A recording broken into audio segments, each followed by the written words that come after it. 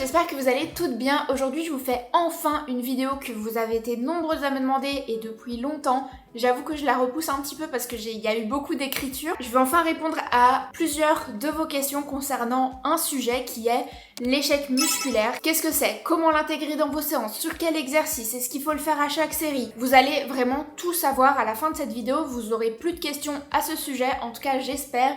Si jamais malheureusement il vous reste quelques questions, vous savez que vous pouvez laisser un petit commentaire avec votre question. Ça soutient la chaîne et en plus de ça, j'y répondrai. Donc voilà, il y aura vraiment plus de questions après cette vidéo. Avant de commencer à t'expliquer comment intégrer l'échec dans tes séances, il faut qu'on définisse ensemble ce que c'est l'échec et est-ce qu'il y a qu'un seul type d'échec. Il y a en réalité 3 types d'échecs différents qu'il faut bien pouvoir différencier. Le premier, c'est l'échec de forme, l'échec de technique. Ça arrive quand tu n'arrives plus à faire de répétition avec une technique d'exécution qui reste correcte. On va prendre l'exemple du squat. Tu descends sur ton squat, normalement là ça va. Par contre, pour remonter, tu te rends compte que tu vas devoir énormément compenser avec ton bas du dos, etc. Ton bas du dos qui s'arrondit, les genoux qui rentrent énormément. Ça, c'est l'échec technique, l'échec de forme. Ensuite, tu vas avoir l'échec nerveux, l'échec mental. Je pense que l'échec mental, vous êtes plusieurs à le rencontrer. C'est quand ton cerveau te dit « incapable d'en faire une de plus ». C'est souvent le cerveau qui t'indique ça parce qu'il est assez fainéant, mais en réalité, tu peux sûrement en faire plus. Et enfin, le troisième, celui qui nous intéresse le plus, l'échec musculaire. C'est quand le muscle que tu désires travailler n'arrive plus à faire une répétition supplémentaire. Retiens bien que même si tu veux t'entraîner à l'échec, tu ne dois jamais dégrader ta technique d'exécution. C'est toujours ça qui doit être le plus important à tes yeux pour éviter de te blesser. Parce que si tu regardes cette vidéo, c'est que tu veux vraiment progresser et avoir plus de résultats à la salle. Mais si tu te blesses, tu pourras pas t'entraîner et donc tu auras beaucoup moins de résultats. Si tu as un truc à retenir de cette vidéo, c'est que tu vas toujours t'arrêter avant d'arriver à l'échec de forme, l'échec technique. Tu vas toujours privilégier la technique d'exécution. Par exemple, sur le squat, tu vas toujours t'arrêter au moins une répétition avant d'arriver à l'échec de forme pour éviter de te blesser. C'est le cas sur un squat, sur un deadlift ou en général tout mouvement polyarticulaire complexe. Sur ces exercices-là et même sur les autres, tu vas toujours privilégier la technique d'exécution. Par contre, sur les exercices sur machine ou les exercices d'isolation, type kickback, ça va être des exercices où tu vas avoir beaucoup plus facile de maintenir ta technique d'exécution en allant proche de l'échec musculaire. Je pense qu'on est tous d'accord pour dire que la presse est bien plus facile à exécuter et à garder une bonne technique tout au long des répétitions que sur le squat où ta technique risque de se dégrader. Donc pour répondre déjà à ce qu'on peut voir parfois sur les réseaux sociaux que les poids libres sont plus efficaces que les machines, c'est faux. Les machines sont en théorie plus efficaces que les poids libres en ce qui concerne l'hypertrophie, car justement avec les machines, tu vas pouvoir aller plus proche de l'échec musculaire, voire complètement atteindre l'échec musculaire. Avant qu'on aille plus loin dans la vidéo, si tu es débutante, sache que tu ne dois pas du tout te préoccuper de l'échec ou comment l'atteindre, comment l'inclure dans tes séances, car tu n'en as vraiment pas besoin. Et tu risques même de te blesser. C'est très important pour toi que tu te concentres uniquement sur la technique d'exécution et que tu te donnes à fond, mais sans vouloir en faire trop. En tant que débutante, tu as besoin de moins de volume et de moins d'intensité pour quand même progresser sur tes séances. Et justement, ça te laisse beaucoup de marge de progression pour la suite. Ok, maintenant on continue. En tant qu'intermédiaire ou avancé, ça peut être très intéressant d'inclure l'échec musculaire dans tes séances. Donc tu vas me dire, ok, très bien Zoé, mais comment est-ce que je fais ça? Combien de fois est-ce que j'atteins l'échec dans une séance? T'inquiète, sois patient, on va y venir. Comme je te l'ai dit juste avant dans cette vidéo, je te recommande d'inclure l'échec musculaire seulement sur des exercices sur machine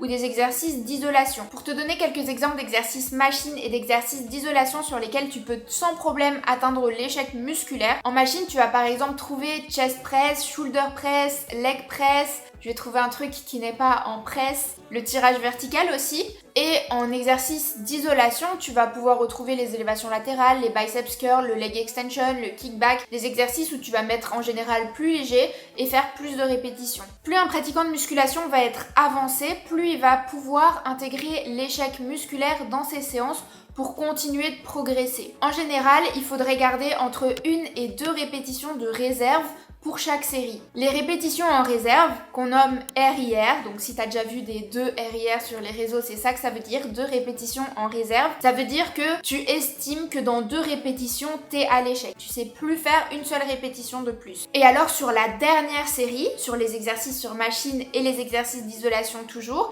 ça peut être intéressant d'aller chercher l'échec musculaire. Pour les pratiquants avancés, on pourrait même aller chercher sur les 2 dernières séries l'échec. Mais attention, j'ai 2 remarques à vous faire et elles sont de de la plus haute importance, donc t'ouvres bien tes oreilles. La plupart des pratiquants de musculation, donc tu en fais probablement partie, sûrement que moi aussi, ne savent pas estimer combien de répétitions ils ont exactement en réserve. C'est-à-dire que si tu t'arrêtes à 2 RIR selon toi, tu en as probablement beaucoup plus en réserve. Beaucoup, même énormément, de pratiquants de musculation n'arrivent pas à s'entraîner assez dur pour atteindre l'échec musculaire. Si tes muscles y tremblent et que t'as mal, c'est pas l'échec musculaire. C'est ce que j'ai appelé plus haut l'échec nerveux, l'échec mental. Soit ça ne brûle pas, mais dans ta tête, tu te dis que la prochaine, elle passe pas. Soit ça brûle tellement fort que t'arrêtes, mais du coup, t'es pas réellement à l'échec musculaire. Quand tu prévois d'aller à l'échec sur une série, tu dois y laisser ton âme. Après, t'es bouche bée, tu sais plus parler, tu sais plus qui t'es. C'est vraiment hardcore. J'exagère un peu, mais je pense que t'as compris le délire. Tu peux faire le test, par exemple, sur un exercice où t'es assez à l'aise et tu sais que tu peux pas te blesser. Je vais prendre l'exemple de la leg press. C'est bien sûr une leg press si t'as une sécurité et que t'as une très bonne technique. Quand tu penses que la prochaine répétition, elle ne passe pas, que si tu fais une répétition supplémentaire, cette répétition-là, elle ne passe pas et donc t'es à l'échec, fais une répétition supplémentaire. Si elle passe, c'est que tu t'es sous-estimé. Ma deuxième petite remarque, c'est qu'aller à l'échec trop souvent, ça peut amener au surentraînement et donc à des blessures, voire à l'obligation d'arrêter pendant quelques temps la musculation. Et si tu te donnes très à fond trop souvent, tu risques d'avoir des douleurs articulaires, tu risques aussi d'avoir une fatigue nerveuse, plus réussir à soulever les mêmes charges qu'avant. Donc c'est important que si tu décides d'intégrer le vrai échec musculaire dans tes séances, vas-y progressivement. Si t'es débutante, comme je te l'ai dit, si t'es toujours là, t'es peut-être curieuse, mais ne l'intègre pas encore dans tes séances, attends bien au moins 6 mois avant de vraiment te donner à fond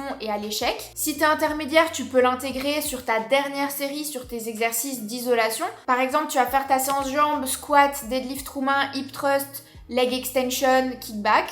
Sur ton leg extension et ton kickback, la dernière série va à l'échec, mais pas les autres. Au plus tu te donnes à l'échec, au moins tu dois faire de volume. Très important. Si tu fais tous tes exercices à l'échec, tu fais leg press à l'échec, tu fais hip thrust à l'échec, tu fais leg extension à l'échec, tu fais kickback à l'échec, t'as pas besoin de 4 séries.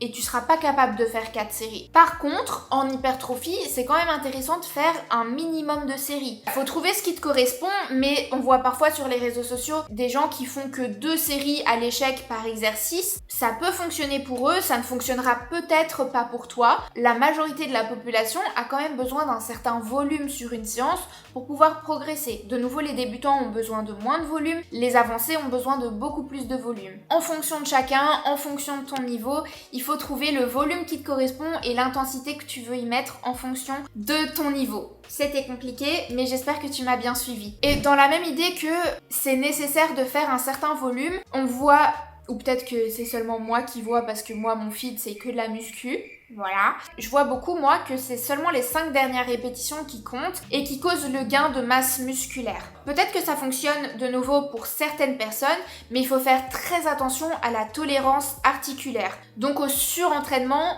articulaire. Des charges lourdes, ça peut entraîner des compensations. Par exemple, les genoux qui rentrent sur la leg press, les épaules qui montent sur le développé couché, enfin tous des trucs qui font qu'au final tu vas compenser avec une articulation pour pouvoir mettre une charge lourde et donc tu risques de te blesser, de te créer des douleurs et de compromettre ta santé articulaire. Aussi, il faut savoir que nos muscles ils sont composés de différentes fibres musculaires et donc on va avoir des fibres qui sont plus lentes et des fibres qui sont plus rapides. Donc c'est important d'inclure des séries qui sont plus courtes et des séries qui sont plus longues pour pouvoir travailler de manière optimale ton muscle. Alors je sais que j'ai répondu à tes questions sans vraiment y répondre. Je t'ai donné des réponses sans te dire exactement qu'est-ce que toi tu dois faire. C'est parce que nos corps sont tous différents, mais surtout tu dois aimer t'entraîner. Et donc si tu adores faire 2 séries à l'échec à chaque exercice, en respectant bien sûr la technique d'exécution, c'est bon on a compris, fais-le. Mais si tu adores faire beaucoup de volume et peu d'intensité, et que ça marche pour toi et que tu kiffes tes séances comme ça,